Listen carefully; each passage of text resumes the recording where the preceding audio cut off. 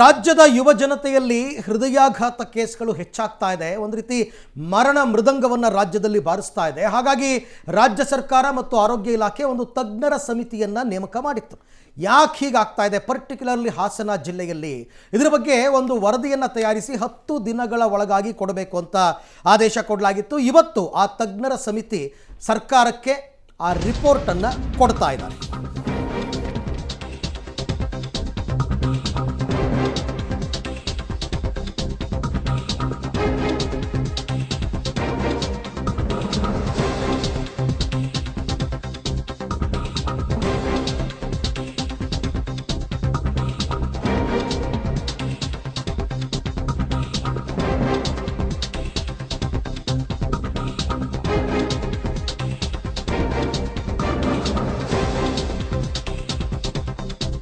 ಯುವ ಜನತೆಯಲ್ಲಿ ಹೆಚ್ಚಾಗ್ತಾ ಇದೆ ಹೃದಯ ಸಂಬಂಧಿ ಕಾಯಿಲೆ.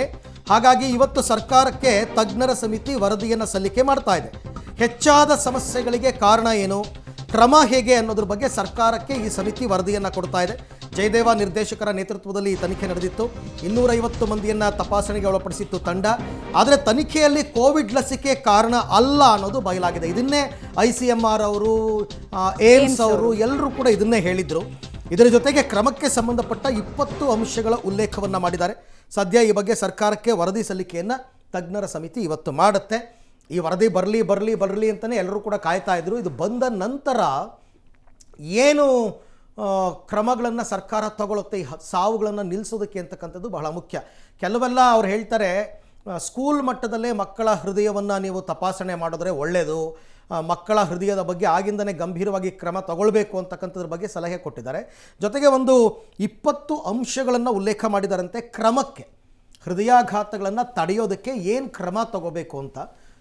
ಮತ್ತು ಬಹಳ ಇಂಟ್ರೆಸ್ಟಿಂಗ್ ಒಂದು ರಿಪೋರ್ಟ್ ಇದೆ ಇದರಲ್ಲಿ. ಏನಂದರೆ ಈ ವಾಯು ಮಾಲಿನ್ಯ ಅಂತಕ್ಕಂಥದ್ದೇ ಮೇನ್ ರೀಸನ್ ಅಂತಲೂ ಹೇಳ್ತಾ ಇದ್ದಾರೆ. ಹೌದು, ವಾಯು ಮಾಲಿನ್ಯದಲ್ಲಿ ಸ್ಮಾಲ್ ಮೈನ್ಯೂಟ್ ಪಾರ್ಟಿಕಲ್ಸ್ನ ಉಸಿರಾಡಿದಾಗ ಅದು ಶ್ವಾಸಕೋಶಕ್ಕೆ ಹೋಗಿ ಅದರಿಂದ ಹೃದಯಕ್ಕೆ ಹೋಗಿ ಬ್ಲಾಕೇಜಸ್ ಆಗ್ತಾ ಇದೆ ಅಂತ ಕೂಡ ಒಂದು ರಿಪೋರ್ಟ್ ಕೊಡ್ತಾ ಇದ್ದಾರಂತೆ.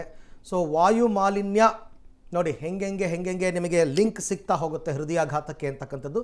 ಬಟ್ ರಿಮೆಂಬರ್, ಈ ಚರ್ಚೆ ಯಾವುದು, ಕೋವಿಡ್ ಲಸಿಕೆ ಅಂತಕ್ಕಂಥ ಚರ್ಚೆಯನ್ನು ಇನ್ಮೇಲೆ ನಿಲ್ಲಿಸ್ಬಿಡಿ. ಅದೊಂದು ಕಾನ್ಸ್ಪಿರಸಿ ಥಿಯರಿ, ಸುಮ್ಮನೆ ಹುಳ ಬಿಡೋದು ಅಷ್ಟೇನೆ. ಸೊ ಹೃದಯಾಘಾತಕ್ಕೆ ಕೋವಿಡ್ ಲಸಿಕೆ ಕಾರಣವಲ್ಲ, ಇದು ರಿಪೋರ್ಟಲ್ಲಿ ಇರ್ತಕ್ಕಂಥ ವಿಚಾರ, ಬಹಳ ಮುಖ್ಯವಾದಂತಹ ವಿಚಾರ. ಎಲ್ಲರೂ ಬೇಕಾಬಿಟ್ಟು ಅದನ್ನೇ ಮಾತನಾಡ್ತಾ ಇದ್ದಾರೆ. ಕೋವಿಶೀಲ್ಡ್ ತೊಗೊಂಡ್ಬಿಟ್ಟಿದ್ದೀನಿ, ಕೋವ್ಯಾಕ್ಸಿನ್ ತೊಗೊಂಡ್ಬಿಟ್ಟಿದ್ದೀನಿ ಅಂತ. ಕೋವಿಡ್ ಬಂದು ಹೋದ 3 ವರ್ಷದ ಬಳಿಕ ಹೃದಯ ಸಮಸ್ಯೆ ಕೆಲವರಲ್ಲಿ ಕಾಣಿಸ್ಕೊಂಡಿದೆ. ಇದು ಬೇಕಾದರೆ ಒಪ್ಪಬಲ್ಲ ಒಂದು ವಾದ ಅಂತ ಅನ್ಬೋದು. ಕೋವಿಡ್ ಬಂದು ಹೋದ 3 ವರ್ಷದ ನಂತರ ಹೃದಯ ಸಮಸ್ಯೆ ಕೆಲವರಲ್ಲಿ 2% ಇಲ್ವಂತ, ಅದಕ್ಕಿಂತ ಕಡಿಮೆ ಅಂತ ಹೇಳ್ತಾರೆ. ಆಮೇಲೆ ಕೋವಿಡ್ ಪೀಕಲ್ಲಿ ಇದ್ದಾಗಲೇ ವೈದ್ಯರು ಹೇಳಿದ್ರು ಇತ್ತು, ಅದು ಕರೆಕ್ಟ್, ಸಮಸ್ಯೆ ಆಗತ್ತೆ ನಿಮಗೆ ಅಂತ. ಆಮೇಲೆ ನಿದ್ರಾಹೀನತೆ, ಸುಸ್ತು, ಉಸಿರಾಟದ ಸಮಸ್ಯೆ, ಅತಿಯಾದ ಬೊಜ್ಜು ಇವೆಲ್ಲವೂ ಹೃದಯ ಸಂಬಂಧಿ ಕಾಯಿಲೆಗಳಿಗೆ ಕಾರಣ. ಹೃದಯದ ಕಾರ್ಯಕ್ಷಮತೆ ಕಡಿಮೆ ಆಗ್ತಾ ಇದೆ ಅಂತಕ್ಕಂಥದ್ದು ಈ ರೀಸನ್ಗಳಿಂದಲೂ ಕೂಡ ಗೊತ್ತಾಗ್ತಾ ಇದೆಯಂತೆ. ಮತ್ತು ಹೃದಯಾಘಾತದಿಂದ ಮೃತಪಟ್ಟವರ ಮರಣೋತ್ತರ ಪರೀಕ್ಷೆ ಮಾಡಬೇಕು ಅಂತ ಹೇಳ್ತಾರೆ ಅವರು. ಕೆಲವರೆಲ್ಲ ಮಾಡಿಸಲ್ಲ, ಕೆಲವರು ಮಾಡಬೇಕು ಅಂತ ಹೇಳ್ತಾರೆ. ಆವಾಗ ಎಕ್ಸಾಕ್ಟ್ ರೀಸನ್ ಗೊತ್ತಾಗುತ್ತೆ ಅಂತ, ಹಾರ್ಟ್ ಅಟ್ಯಾಕ್ ಕಾರಣ ಏನು ಅಂತ. ಕಡ್ಡಾಯವಾಗಿ ಸಾರ್ವಜನಿಕ ಧೂಮಪಾನ ಬ್ಯಾನ್ ಮಾಡಬೇಕು ಅಂತ ಒಂದು ರಿಪೋರ್ಟ್ ಕೊಟ್ಟಿದ್ದಾರೆ. ಇದು ಯಾವಾಗಲೂ ಹೇಳ್ತಾರೆ, ಬಟ್ ಯಾರೂ ಜಾರಿಗೆ ತರಲ್ಲ. ಅದಕ್ಕೆ ಫೈನ್ ಎಲ್ಲ ಇದೆ, ಆ್ಯಕ್ಚುಲಿ ಯಾರೂ ಚೆಕ್ ಮಾಡಲ್ಲ. ಅಪಾಯಕಾರಿ ಪೇಯ್ನ್ ಕಿಲ್ಲರ್ ಮೆಡಿಸನ್ಗೆ ಕಡಿವಾಣವನ್ನು ಹಾಕಬೇಕು ಅಂತಂದ್ಬಿಟ್ಟು ಇದು ವೈದ್ಯರು ಇದ್ರ ಬಗ್ಗೆ ನಿಗಾ ವಹಿಸಬೇಕು. ಪೇಷಂಟ್ಸ್ಗೆ ಏನು ಗೊತ್ತಿರುತ್ತೆ, ಡಾಕ್ಟ್ರು ಬರ್ಕೊಟ್ಟಿರ್ತಾರೆ, ಅದನ್ನ ಇವ್ರು ತಗೋತಾರೆ ಪಾಪ. ಇದು ಅಪಾಯಕಾರಿ ಪೇಯ್ನ್ ಕಿಲ್ಲರ್ ಅಂತ ಯಾರು ಗೊತ್ತಿರುತ್ತೆ, ಅದನ್ನ ಮೊದಲೇ ಬ್ಯಾನ್ ಮಾಡಿಬಿಡ್ಬೇಕು, ಇವರೇ ಬ್ಯಾನ್ ಮಾಡಬೇಕು. ಆರೋಗ್ಯ ಇಲಾಖೆ ರೀಸೆಂಟಾಗಿ ಒಂದಷ್ಟು ಮೆಡಿಸಿನ್ಗಳನ್ನೆಲ್ಲ ಬ್ಯಾನ್ ಮಾಡಿದ್ರು, ಆ ಥರ ಮಾಡಬೇಕು. ಈ ಬಗ್ಗೆ ಮತ್ತಷ್ಟು ಮಾಹಿತಿ ನನ್ನ ಕೊಲೀಗ ರಾಘು ಅವರಿಂದ ಪಡ್ಕೊಳ್ಳೋಣ. ರಾಘು, ಈಗ ತುರ್ತಾಗಿ ಆಗಬೇಕಾಗಿರ್ತಕ್ಕಂಥದ್ದು ಈ ಹೃದಯಾಘಾತ ಸಂಬಂಧಿತ ಸಾವುಗಳನ್ನು ತಡೆಗಟ್ಟತಕ್ಕಂಥದ್ದು. ಆ ನಿಟ್ಟಿನಲ್ಲಿ ಈಗ ಇಷ್ಟು ತನಕ ನಾನು ಹೇಳಿದ್ದೆಲ್ಲವೂ ಕೂಡ ದೀರ್ಘಕಾಲದ ಕ್ರಮಗಳು. ಬಟ್ ಇಮ್ಮಿಡಿಯೇಟಾಗಿ ಏನಾದರೂ ಹೃದಯಾಘಾತವನ್ನು ತಡೆಗಟ್ಟೋದಕ್ಕೆ ತಜ್ಞರ ಸಮಿತಿ ಏನಾದರೂ ಶಿಫಾರಸ್ ಮಾಡಿದೆಯಾ, ಸಾಧ್ಯತೆ ಇದೆಯಾ ಅಂತ?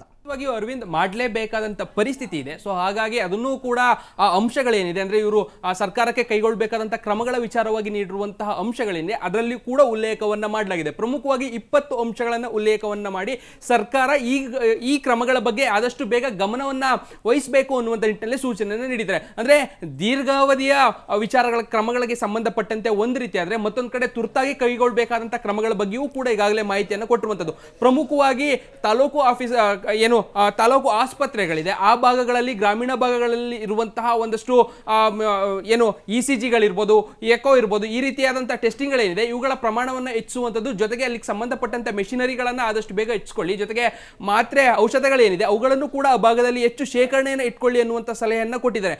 ಅದಲ್ಲದೆ ಬಹಳ ಗಂಭೀರವಾಗಿ ನಾವು ಗಮನಿಸಬೇಕಾಗಿರುವಂತಹ ಒಂದು ಅಂಶ ಅಂತ ಹೇಳಿದ್ರೆ ಮಕ್ಕಳ ವಿಚಾರವಾಗಿ ಸ್ವಲ್ಪ ಎಚ್ಚರಿಕೆಯನ್ನು ವಹಿಸಬೇಕು. 15 ವರ್ಷದ ಒಳಗಿನ ಮಕ್ಕಳನ್ನ ಯಾರಿಗಾದ್ರೂ ಈ ರೀತಿಯಾದಂತಹ ಒಂದಷ್ಟು ಮುನ್ಸೂಚನೆಗಳು ಕಂಡು ಬಂದ್ರೆ ಕೂಡಲೇ ಅವ್ರನ್ನ ಟೆಸ್ಟ್ ಮಾಡಿಸುವಂತ ಕೆಲಸವನ್ನ ಮಾಡಬೇಕು. ಈ ಸಂಬಂಧಪಟ್ಟಂತೆ ಅರಿವು ಮೂಡಿಸುವಂತ ಕೆಲಸವನ್ನ ಸರ್ಕಾರಕ್ಕೆ ಮಾಡಬೇಕು ಅನ್ನುವಂಥದ್ದು ಬಹಳ ಪ್ರಮುಖವಾಗಿ ಕೊಟ್ಟಿರುವಂತಹ ಕ್ರಮಗಳು. ಅಂದ್ರೆ ಸರ್ಕಾರ ಆದಷ್ಟು ಬೇಗ ಕೈಗೊಳ್ಳಬೇಕಿರುವಂತಹ ಕ್ರಮಗಳಲ್ಲಿ ಮೊದಲನೇದಾಗಿರುವಂಥದ್ದು ಅರಿವನ್ನು ಮೂಡಿಸುವಂತ ಕೆಲಸವನ್ನ ಮಾಡಬೇಕಿದೆ.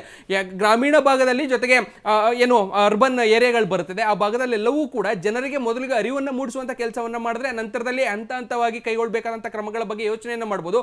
ಜನರಿಗೆ ಮನವರಿಕೆ ಮಾಡುವಂತ ಕೆಲಸವನ್ನ ಮಾಡಬೇಕಿದೆ ಅನ್ನುವಂಥದ್ದು ಬಹಳ ಕ್ಲಿಯರ್ ಆಗಿರುವಂಥದ್ದು. ಅದೇ ವಿಚಾರವನ್ನ ಇವತ್ತು ಸರ್ಕಾರಕ್ಕೆ ಸಲ್ಲಿಕೆಯನ್ನ ಮಾಡುವಂತ ಕೆಲಸವನ್ನ ತಜ್ಞರ ತಂಡ ಮಾಡ್ತಾ ಇದೆ. ಅದರಲ್ಲಿ ಬಹಳ ಮುಖ್ಯವಾಗಿ ಇವತ್ತು ಸಲ್ಲಿಕೆ ಆದ ಮೇಲೆ ಯಾವ ರೀತಿ ಸರ್ಕಾರ ಕ್ರಮಗಳ ವಿಚಾರಕ್ಕೆ ಸಂಬಂಧಪಟ್ಟಂತೆ ನಿಲುವುಗಳನ್ನು ತೆಗೆದುಕೊಳ್ಳುತ್ತೆ, ಎಷ್ಟು ಬೇಗ ತೆಗೆದುಕೊಳ್ಳುತ್ತೆ ಅನ್ನುವಂಥದ್ದು ಕೂಡ ಇಲ್ಲಿ ಬಹಳ ಮುಖ್ಯವಾದಂತಹ ನಿರ್ಧಾರ. ಒಂದು ಕಡೆ ಕೇವಲ ಜನರಿಗೆ ಮಾತ್ರ ಅಲ್ಲ, ಸರ್ಕಾರಿ ಆಸ್ಪತ್ರೆಗಳು ಜೊತೆಗೆ ಸರ್ಕಾರದ ಅಡಿಯಲ್ಲಿ ಬರುವಂತಹ ಆಸ್ಪತ್ರೆಗಳು ಯಾವೆಲ್ಲ ಆಸ್ಪತ್ರೆಗಳು ವೈದ್ಯರಿದ್ದಾರೆ ಅವ್ರಿಗೂ ಕೂಡ ಒಂದಷ್ಟು ಸಲಹೆ ಸೂಚನೆಗಳನ್ನು ಕೊಡೋದ್ರ ಮುಖಾಂತರವಾಗಿ ಕಡ್ಡಾಯವಾಗಿ ನೀವು ಇವುಗಳ ಕಡೆ ಗಮನವನ್ನು ಹರಿಸಲೇಬೇಕು ಅನ್ನುವಂತಹ ನಿಟ್ಟಿನಲ್ಲಿ ಒಂದಷ್ಟು ಸೂಚನೆಗಳನ್ನಂತೂ ತಜ್ಞರ ಸಮಿತಿ ಕೊಟ್ಟಿದೆ.